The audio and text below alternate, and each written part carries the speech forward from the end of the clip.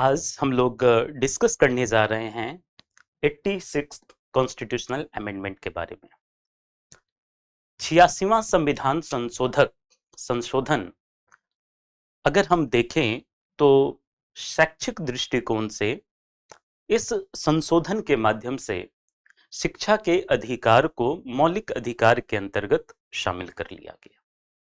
लेकिन इस 86 constitutional amendment के पीछे के अगर हम वजहों को देखें, जिसमें Mohini Jain versus state of Karnataka का मामला है, इसके अलावा Unni Krishnan versus state of Andhra Pradesh का भी मामला है, तो इसके हर एक एस्पेक्ट पर हम लोग डिस्कस करेंगे और क्यों किया गया जो 86वां संविधान संशोधन शिक्षा को लेकर के की गई, आखिर क्यों किया गया, उसके पीछे के वजहों पर भी हम लोग डिस्कस करेंगे। क्योंकि कई बार जब हम शिक्षा की बात करते हैं, एजुकेशन की बात करते हैं, तो जो शिक्षा का अधिकार है, यह शिक्षा का अधिकार हर एक व्यक्ति का है, भारत के हर एक नागरिक का है। और एक समय में आप देखेंगे जो मार्जिनलाइज्ड ग्रुप थे, तो वो इन अधिकारों से कहीं ना कहीं वंचित रह जाते थे। इसके अलावे कई बार ऐसे कम्युनिटी से जो लोग बिलोंग करते हैं, जो काफी गरीब हैं, तो उन लोगों को भी एजुकेशन का एक पर्याप्त अवसर नहीं मिल पाता था, शिक्षा लेने का एक उचित अवसर नहीं मिलता था। इस संदर्भ में सारे प्रोविजंस होने के बाद भी 86वां संविधान संशोधन जो 86 कॉन्स्टिट्यूशनल अमेंडमेंट 2002 में हुआ था। अब ऐसा नहीं है कि कॉन्स्टिट्यूशन में इससे रिलेटेड कोई प्रोविजन नहीं था। कॉन्स्टिट्यूशन में जब आप आर्टिकल 41 को पढ़ेंगे तो अनुच्छेद 41 कहीं ना कहीं स्टेट को इंपावर करती है। हालांकि article 41 directive principle of state policy के अंतर्गत रखा गया है। वहां पे जो वर्ड यूज किया है कि state within limitation of economic capacity, अपनी आर्थिक क्षमता के अंदर रहते हुए right to work, right to education और राइट टू पब्लिक असिस्टेंस की बात की गई है इन सर्टेन केसेस। तो कहीं ना कहीं आर्टिकल 41 जो कि directive principle of state policy में है, तो इससे एक चीज क्लियर होता है कि जो कॉन्स्टिट्यूएंट असेंबली था वह कहीं ना कहीं सरकार से यह उम्मीद जरूर करती थी कि जब उन्होंने संविधान बनाया तो इसके उपरांत हर किसी को एजुकेशन दिया जाएगा और यह राज्य के ऊपर दायित्व होगा। चूंकि यह directive principle of state policy थी, तो इस वजह से इसको आप इन्फोर्स तो नहीं करा सकते। दूसरा, article directive principle of state policy में ही जब आप आर्टिकल 45 को देखोगे तो आर्टिकल 45 में भी शिक्षा के अधिकार को लेकर वहां पे व्यवस्था की गई थी, जिसमें राज्य के ऊपर एक दायित्व डाला गया कि शिक्षा का अधिकार हर एक नागरिक को प्रदान किया जाए। लेकिन इस संदर्भ में जो सबसे बड़ा जो लैंडमार्क जजमेंट आया, जिसमें Mohini Jain versus state of Karnataka और साथ के साथ Unni Krishnan versus state of Andhra Pradesh, ये दोनों जजमेंट ने कहीं ना कहीं इस राइट टू एजुकेशन को लेकर के जो सुप्रीम कोर्ट ने गाइडलाइंस दी, और इस राइट टू एजुकेशन को आर्टिकल 21 के अंतर्गत राइट टू लाइफ का एक पार्ट मान लिया। और इस संदर्भ में जब आप Mohini Jain versus state of Karnataka के फैक्ट को देखोगे तो इसमें मोहिनी जैन जो थी यूपी की एक लड़की, यूपी की एक्चुअल में वो निवासी थी, और वो कर्नाटक राज्य के मेडिकल कॉलेज में प्रवेश पाने की कोशिश की। वहां पर कॉलेज ने उससे बहुत अधिक शुल्क की मांग की, जो कि एक सामान्य छात्र के लिए इतना अधिक शुल्क देना मुश्किल था।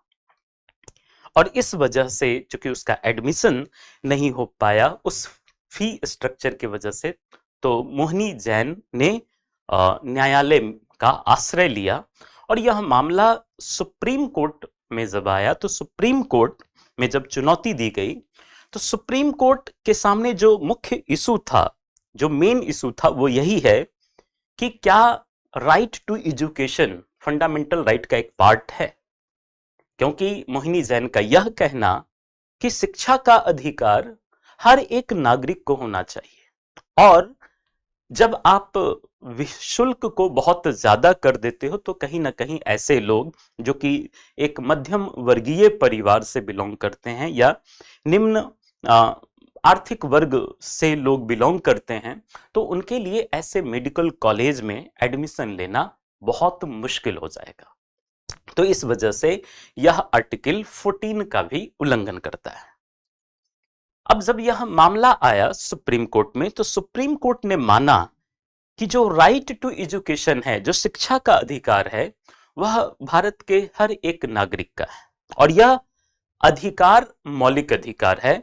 और सुप्रीम कोर्ट ने कहा कि यह आर्टिकल 21 से ही कवर करेगा, क्योंकि आर्टिकल 21 में जो राइट टू लाइफ है उसी का एक पार्ट है एजुकेशन, क्योंकि एजुकेशन और लाइफ दोनों एक दूसरे से अभिन्न रूप से जुड़ा हुआ है, राइट। तो जहां पर दोनों ही चीजें अभिन्न रूप से जुड़ा हुआ हो तो एजुकेशन को आप लाइफ से अलग नहीं कर सकते। और सुप्रीम कोर्ट का यह कहना था कि मेडिकल कॉलेज के द्वारा जो अधिक शुल्क विहित की गई थी, प्रिस्क्राइब की गई थी, उस वजह से उस लड़की का एडमिशन न होना भी कहीं ना कहीं आर्टिकल 14 का उल्लंघन माना जाएगा।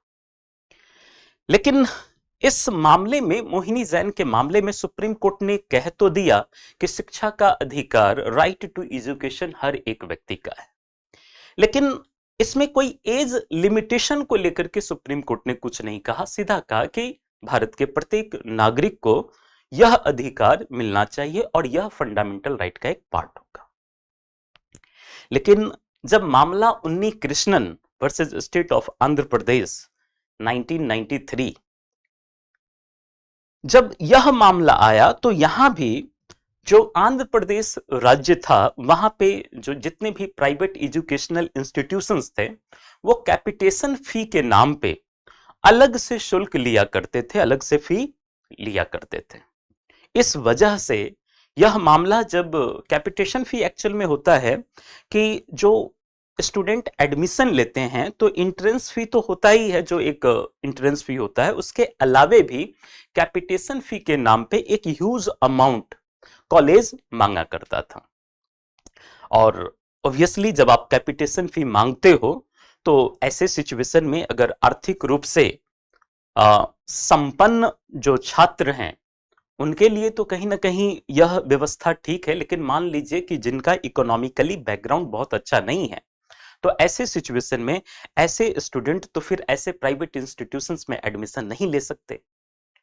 तो जब यह मामला आया सुप्रीम कोर्ट में उन्नी कृष्णन में, तो सुप्रीम कोर्ट ने भी जो मोहिनी जैन के मामले में निर्णय आया था, जजमेंट, इस मामले में भी यही बातें कही गई कि जो राइट टू एजुकेशन है यह राइट टू लाइफ, जीवन के अधिकार का इनसेपरेबल पार्ट है।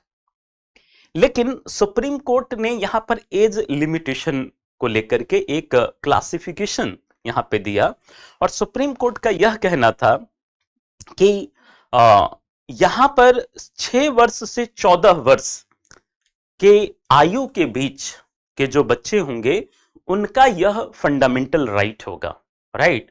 और राज्य का, चूंकि आप देखोगे उनकी जो, चूंकि आर्टिकल 41 कहता है कि उनकी जो इकोनॉमिक कैपेसिटी होगी उस इकोनॉमिक कैपेसिटी के अंतर्गत ही राज्य कोई व्यवस्था करेगा।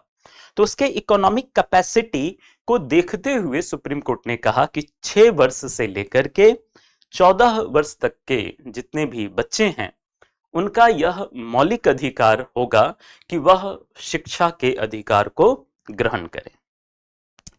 ये जब जजमेंट 1992 और 1993 में आया उसके बाद एक तपस मजूमदार कमेटी का गठन किया गया जिसने कि 1999 में राइट टू एजुकेशन को लेकर के कहा कि right to education should be incorporated in the constitution of India.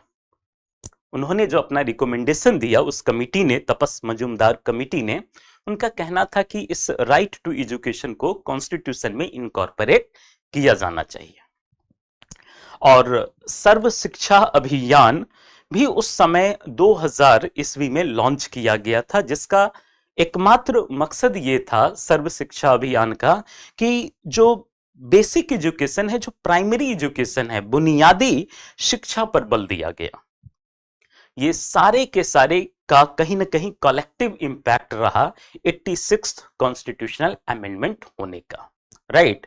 जिसमें कॉन्स्टिट्यूशनल अमेंडमेंट केवल आर्टिकल 21A को ही ऐड नहीं किया गया, बल्कि आर्टिकल 45 और आर्टिकल 51A में लास्ट क्लॉज के ऐड किया गया।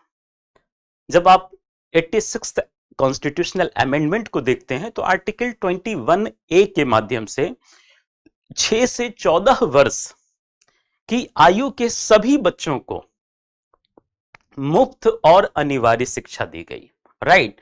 फ्री एंड कंपलसरी एजुकेशन की व्यवस्था की गई आर्टिकल 21A, चूंकि उन्नी कृष्णन में सुप्रीम कोर्ट ने ऐसा जजमेंट दिया था। तो उन्नी कृष्णन के जजमेंट का एक इंपैक्ट यह पड़ा कि 86th कॉन्स्टिट्यूशनल अमेंडमेंट हुआ और यहां पर आर्टिकल 21A को ऐड किया गया।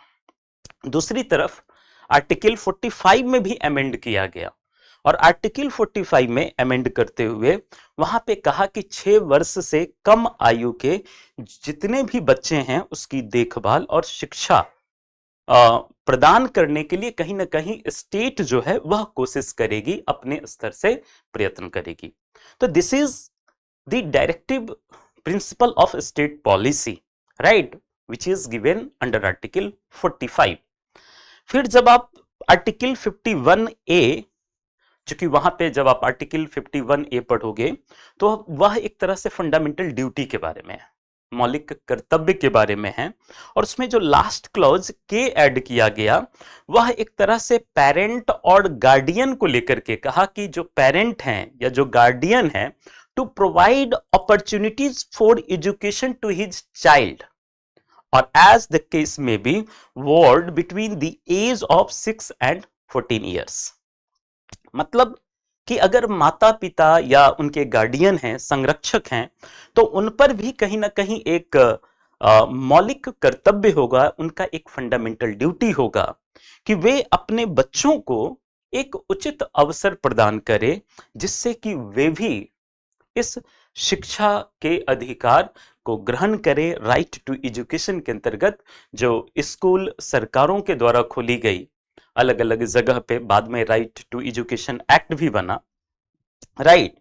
तो यहां पर कहा कि यह पेरेंट्स की भी ड्यूटी है, एक पेरेंटल ड्यूटी की भी बात की गई कि पेरेंट्स का भी यह कर्तव्य है कि वह अपने बच्चों को, जो 6 वर्ष से 14 साल के बच्चे हैं, कम से कम इनको तो एजुकेशन दे ही, क्योंकि इनको एजुकेशन देना, इनको शिक्षा देना बहुत ही जरूरी है, राइट।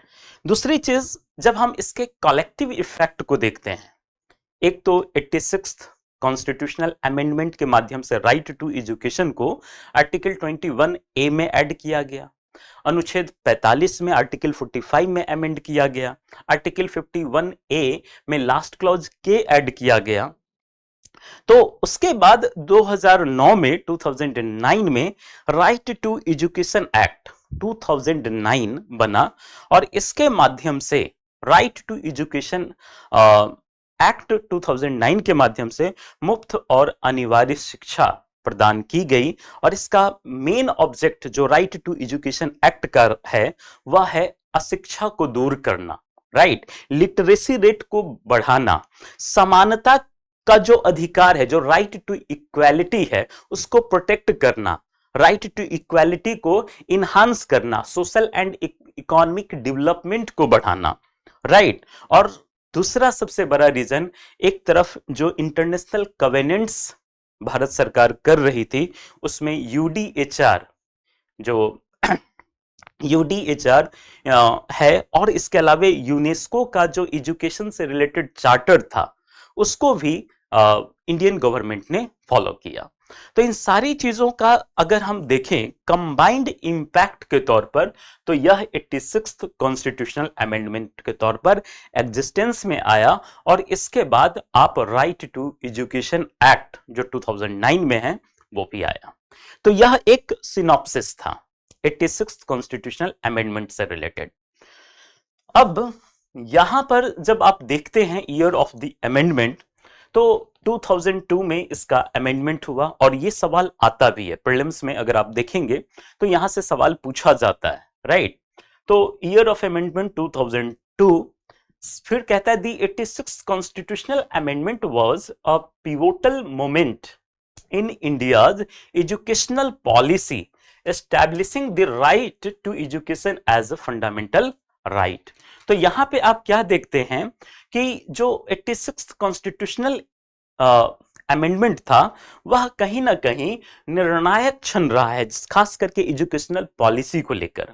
क्योंकि पहले एजुकेशन को लेकर के इसे फंडामेंटल राइट के तौर पर कॉन्स्टिट्यूशन में इंट्रोड्यूस नहीं किया गया। और चूंकि अब फंडामेंटल राइट है, तो अगर स्टेट भी अगर किसी प्रकार की अगर सुविधा न दे या किसी प्रकार का एजुकेशन को लेकर के, मान लो कि किसी स्टेट में स्कूल नहीं है या गांव में स्कूल नहीं है जिससे कि बच्चे एजुकेशन को प्राप्त नहीं कर पा रहे हैं, तो वैसे सिचुएशन में यह उनके फंडामेंटल राइट का कंट्रावेंशन माना जाएगा। फिर आप देखते हैं the foundation for the right of education was laid in the constitution of India itself. Article 45 included the directive principle of state policy. तो इसके फाउंडेशन को अनुच्छेद 45 में जब आप देखते हो आर्टिकल 45 में, लेकिन इसके साथ साथ आर्टिकल 41 को भी आप देख सकते हो, क्योंकि आर्टिकल 41 में भी जो बात की गई है वह की गई है एजुकेशन की, कि स्टेट अपने फाइनेंशियल, स्टेट अपने इकोनॉमिक कैपेसिटी के अंदर रहते हुए एजुकेशन देने का प्रयत्न करेगा। तो आर्टिकल 41 एंड आर्टिकल 45 दोनों को आप इसका फाउंडेशन के तौर पे समझ सकते हो। फिर the supreme Court of India played a crucial role, ये I have already discussed about it, Mohini Jain versus state of Karnataka, this judgment and the Unni Krishnan versus state of Andhra Pradesh. दोनों मामले में, मोहनी जैन और उन्नी कृष्णन के मामले में, सुप्रीम कोर्ट के जजमेंट ने एक बहुत बड़ा रोल प्ले किया है। और सुप्रीम कोर्ट के जजमेंट के बाद जैसे ही राइट टू एजुकेशन को राइट टू लाइफ का पार्ट बना दिया, तो फिर आप देखो कि कॉन्स्टिट्यूशनल अमेंडमेंट के माध्यम से आर्टिकल 21A को ऐड किया गया, राइट। तो ये आप इसके हिस्ट्री में देखते हैं। इसके अलावा तपस मजुमदार कमेटी, इसके बारे में भी हमने डिस्कस किया कि यह कमेटी जो 1999 में गठित की गई थी, इसने जो रिकमेंडेशन दिया, इनका भी यही कहना था कि आप राइट टू एजुकेशन को कॉन्स्टिट्यूशन में आप डाल दो, कॉन्स्टिट्यूशन में कहीं ना कहीं आप इसे रख दें। फिर इसके अलावा सर्व शिक्षा अभियान, चूंकि उसी समय लॉन्च हुआ था 2000 में, जिसका मेन ऑब्जेक्ट था elementary education and served as a precursor to the amendment, right. तो इसीलिए इसका भी अगर आप देखेंगे यूनिवर्सलाइजिंग किया गया कि हर किसी को यह शिक्षा का जो अधिकार है यह दिया जाए। इसके अलावा जब आप कंपलसरी एजुकेशन में आप देखते हैं, वही ensures free education for children aged 6 to 14 वगैरह वगैरह, ये पर्पस ऑलरेडी हम डिस्कस कर चुके हैं। Modification of article 45, right. Article 45 में मॉडिफाई किया, और मॉडिफाई करते हुए जो प्रोविजन किया कि state's responsibility to provide early childhood care and education. Early childhood care मतलब क्या, जो उनकी प्रारंभिक अवस्था होती है, ये 6 साल से पहले, जैसे अगर कोई बच्चा 2 साल का है, 4 साल का है, 5 साल का है, राइट, तो वैसे सिचुएशन में स्टेट पर कहीं ना कहीं लायबिलिटी है, स्टेट की यह ड्यूटी है कि वह क्या करे, उसका केयर करे, और साथ के साथ उन बच्चों को भी एजुकेशन दे जो बिलो हैं 6 इयर्स के। लेकिन यहां पर अगेन यह फंडामेंटल राइट नहीं है, बल्कि यह directive principle of state policy है, राइट। तो इसको आप इन्फोर्स नहीं करा सकते, आप सरकार को नहीं कह सकते कि 4 साल का बच्चा है, 5 साल का बच्चा है, आप उनके लिए भी as a matter of right आप मांग नहीं सकते। लेकिन आर्टिकल 21A में अगर कोई आता है 6 साल से ऊपर का अगर आयु का बच्चा, 7 साल का, 10 साल का, तो वो as a matter of right उस फंडामेंटल राइट को कोर्ट के माध्यम से इन्फोर्स करा सकती हैं। फिर वही राइट टू एजुकेशन का compulsory education to all child aged 6 to 14 years, और 6 से 14 साल का जो कैटेगराइज किया है, इसके पीछे भी रीजन यही है कि जब बच्चे की यह जो अवस्था होती है, इसको कहा जाता है फास्ट लर्नर। अगर हम उस समय उनको इस प्रकार का एजुकेशन देंगे तो फिर वह लंबे समय तक कहीं ना कहीं उनके माइंड में वो चीजें रहती है और उसका वो यूज अच्छे से कर सकता है। एड्रेसिंग एजुकेशनल डिस्पैरिटीज, जो असमानताएं थी, जो एजुकेशन को लेकर के जो डिस्पैरिटीज थी, तो उन असमानताओं को भी कहीं ना कहीं दूर किया गया। Educational excel particularly for marginalised groups, right. और यही वजह है कि आर्टिकल 51A में लास्ट क्लॉज के ऐड किया गया, कहा कि नहीं, पेरेंट्स की भी यह ड्यूटी है कि वह अपने बच्चों को स्कूल भेजे। राज्य का तो है ड्यूटी, फंडामेंटल राइट आपको आर्टिकल 21A के माध्यम से दे ही दिया गया, सारी की सारी चीजें मिलेगी, लेकिन पेरेंट्स की भी यह ड्यूटी है कि वह अपने बच्चों को अपॉर्चुनिटी दे ताकि वह भी एजुकेशन को ले। अपॉर्चुनिटी देने का क्या मतलब है कि आप उस बच्चे को स्कूल में एडमिशन दिलाओ, राइट। कई बार आपने देखा होगा कि पेरेंट्स अपने बच्चों को स्कूल में एडमिशन ही नहीं दिलाते हैं, सरकार क्या करेगी, राइट। तो इसी वजह से आर्टिकल 51A में लास्ट क्लॉज के तौर पर ऐड किया गया, और वह भी 86th कॉन्स्टिट्यूशनल अमेंडमेंट का एक इंपैक्ट था। फिर आप देखते हैं इंप्लीमेंटेशन फ्रेमवर्क में कि details responsibilities for the right to education act. इस एक्ट में राइट टू एजुकेशन एक्ट में सारी चीजें बताया गया, जैसे स्कूल का बनाना, एक स्कूल में कितने स्टूडेंट पे कितने टीचर्स होंगे, तो हर एक चीज के बारे में इसमें प्रोविजन किया गया। और स्टेट, चूंकि राइट टू एजुकेशन एक्ट में जो राइट दिया गया, एक्चुअल में देखा जाए तो यह स्टैट्यूटरी राइट है। देखो, कई बार सवाल आता है कि what are the differences between statutory right and fundamental right, क्या what are the differences between legal right and fundamental right, what are the differences between fundamental right and constitutional right, right.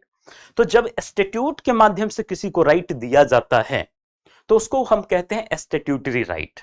Constitution में जो fundamental right, जो part 3 में जितने भी rights हैं वह सब के सब फंडामेंटल राइट हैं, ठीक है। और कॉन्स्टिट्यूशनल राइट बाकी जितने भी राइट्स हैं, ऐसे तो कॉन्स्टिट्यूशनल राइट का दायरा काफी बड़ा हो जाएगा, राइट। जैसे राइट टू वोट, वोट देने का अधिकार क्या है, कॉन्स्टिट्यूशनल राइट है। तो इस तरीके से देखा जाए, राइट टू प्रॉपर्टी, संपत्ति का अधिकार क्या है, कॉन्स्टिट्यूशनल राइट है। पहले फंडामेंटल राइट था, वहां से हटा करके अब उसे कॉन्स्टिट्यूशनल राइट बना दिया गया।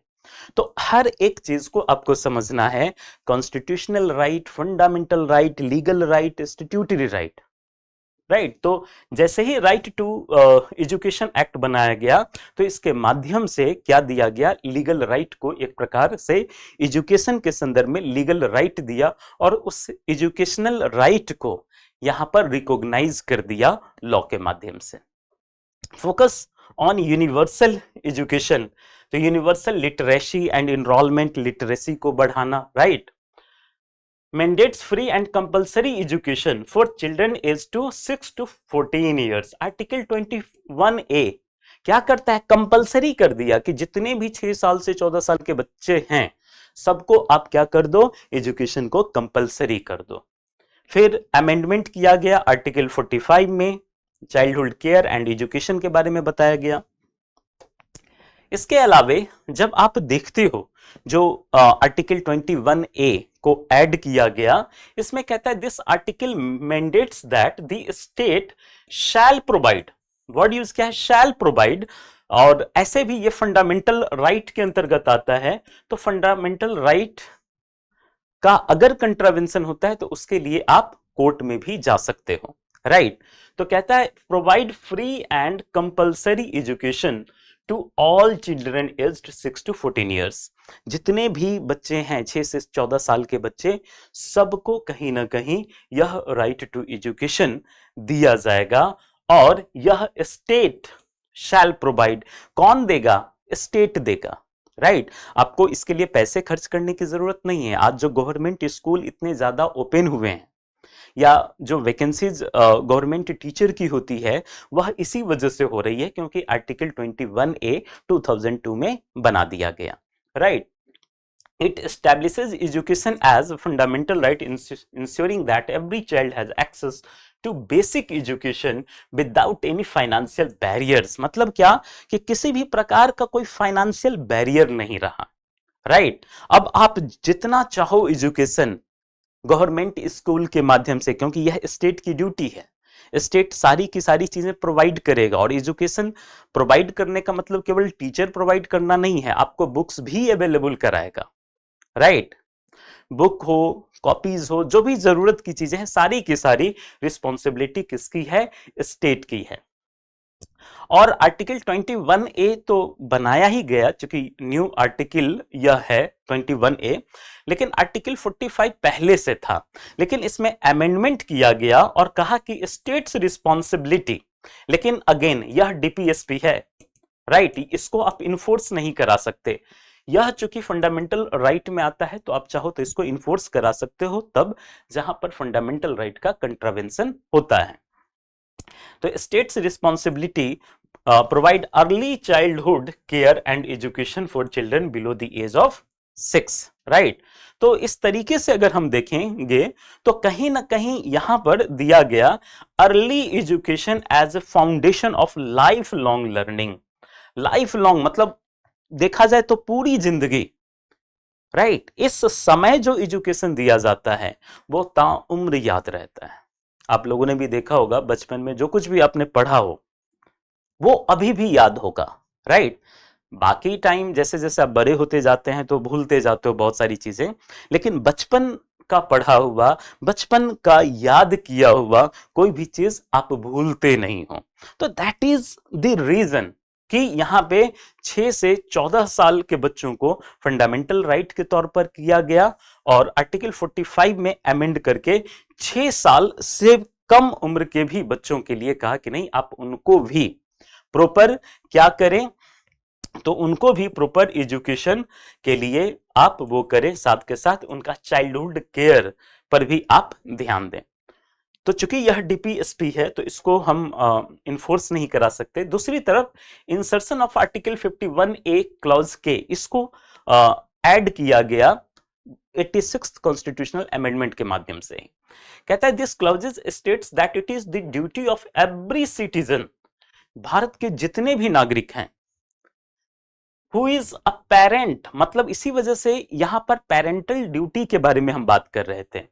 तो पेरेंट और गार्डियन, जो भी गार्डियन हैं, राइट, सबको कह रहा है कि to provide opportunities for education to their child और वार्ड। मतलब क्या करना है? बच्चों को एक उचित अवसर देना है, उनको अपॉर्चुनिटीज प्रदान करना है। यह पेरेंट्स की भी ड्यूटी है, यह गार्डियन की भी ड्यूटी है।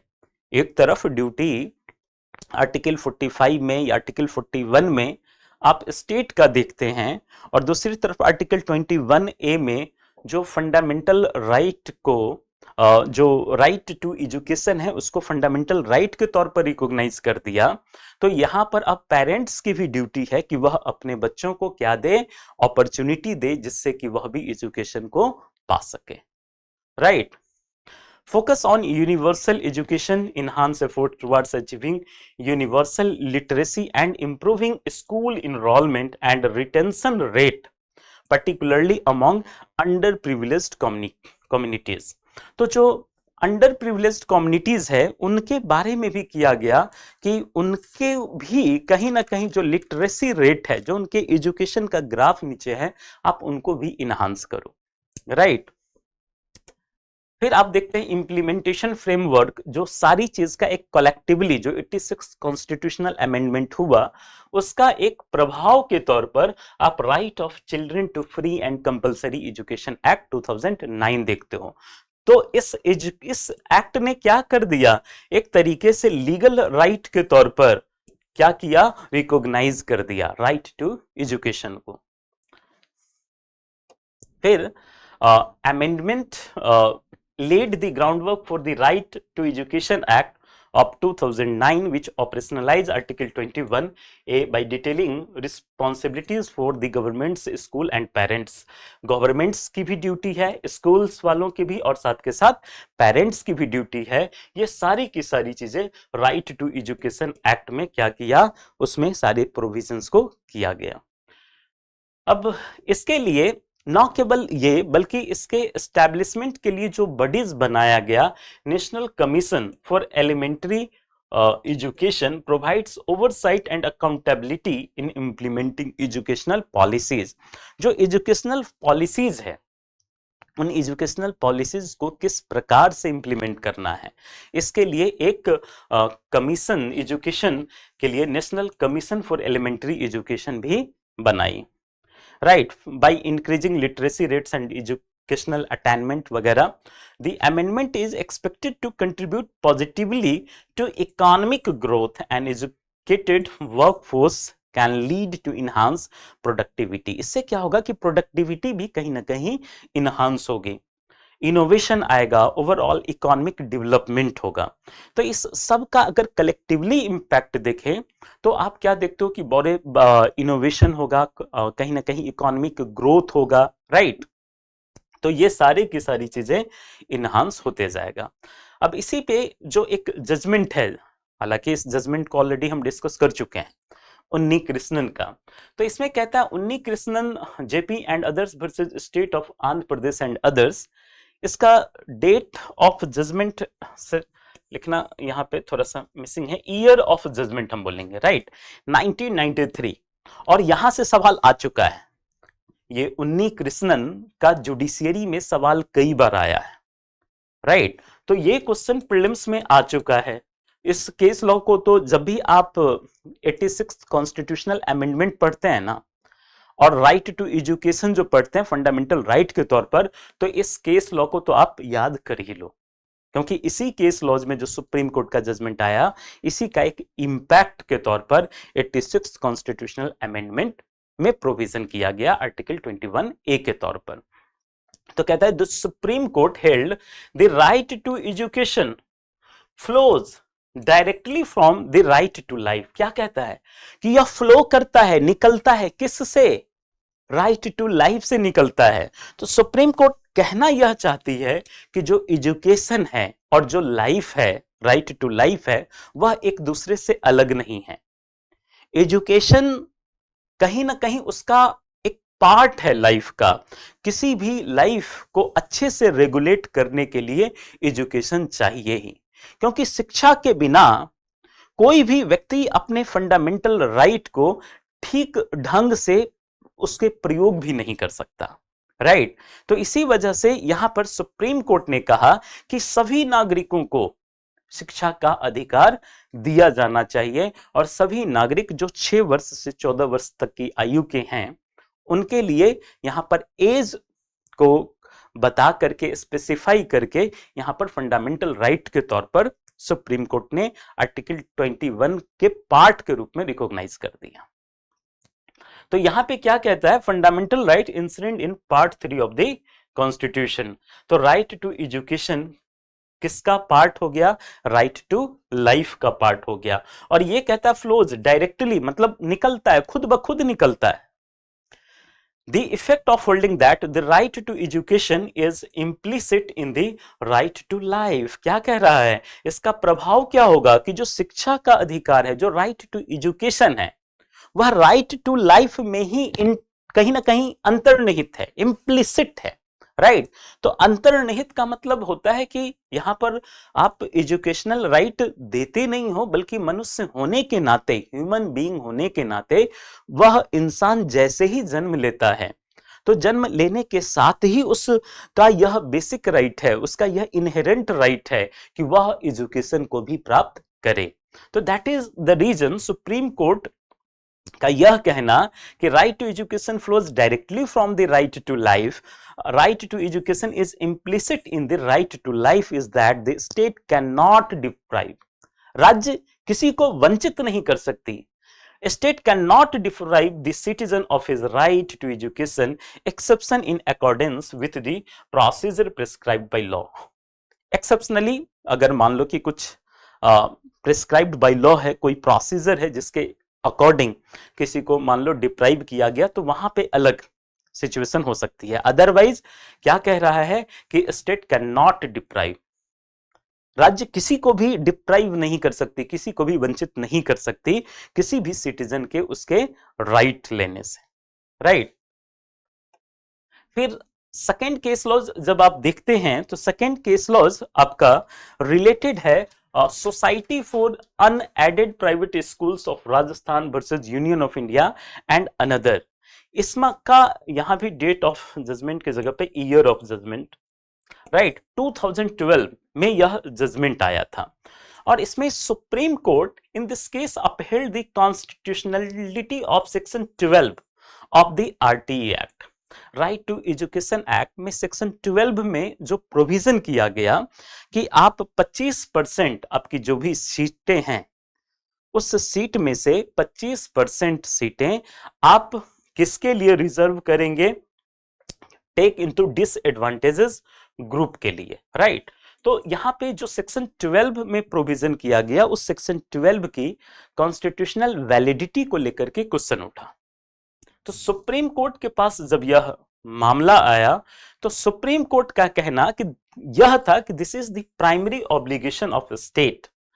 एक चीज और कि ये सारे के सारे all schools whether state funded और प्राइवेट, मतलब स्टेट किसी को फंड करती है या स्टेट किसी को फंड नहीं करती है, कोई प्राइवेट स्कूल है तो उस पर भी कहीं ना कहीं यह लायबिलिटी होगी और उस पर भी यह दायित्व होगा कि वह 25% अपने स्कूल में जितने भी सीट हैं, जैसे मान लो 100 सीट है तो 25 सीट आप ऐसे लोगों को इंटरेस्ट को प्रोटेक्ट करने के लिए कहीं ना कहीं 25 सीट आप उन लोगों को एडमिशन दें, राइट, जो अनएडवांटेज ग्रुप में आते हैं। तो उसे जो सेक्शन 12 राइट टू एजुकेशन था इस मामले में society for unpaid private schools of Rajasthan के मामले में सुप्रीम कोर्ट ने क्या किया, कॉन्स्टिट्यूशनल डिक्लेयर किया। फिर एक केस लॉ आया मास्टर जय Kumar through his father Manish Kumar versus Andhra आधारशिला विद्यापीठ एंड अदर्स। यहां भी डेट के जगह पे ईयर ऑफ जजमेंट ये 2024 का है और यह जो जजमेंट है यह दिल्ली हाई कोर्ट का है।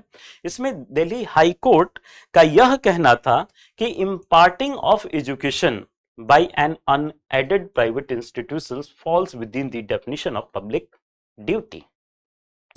इसमें दिल्ली हाई कोर्ट का कहना था कि जो एजुकेशन शिक्षा जो प्रदान की जाती है, जो एजुकेशन दी जाती है, अनएडेड प्राइवेट इंस्टीट्यूशंस, ऐसे प्राइवेट इंस्टीट्यूशंस जिसे सरकार के द्वारा कोई एड न दिया जा रहा हो, तो उन पर भी कहीं ना कहीं कहा कि वह पब्लिक ड्यूटी का जो डेफिनेशन है उस पब्लिक ड्यूटी के डेफिनेशन में जितने अनएडेड स्कूल हैं वह भी फॉल करते हैं। मतलब क्या कि जैसे ही पब्लिक ड्यूटी वर्ड यूज किया तो इसका मतलब है कि ऐसे स्कूल को भी राइट टू एजुकेशन एक्ट से गवर्न किया गया।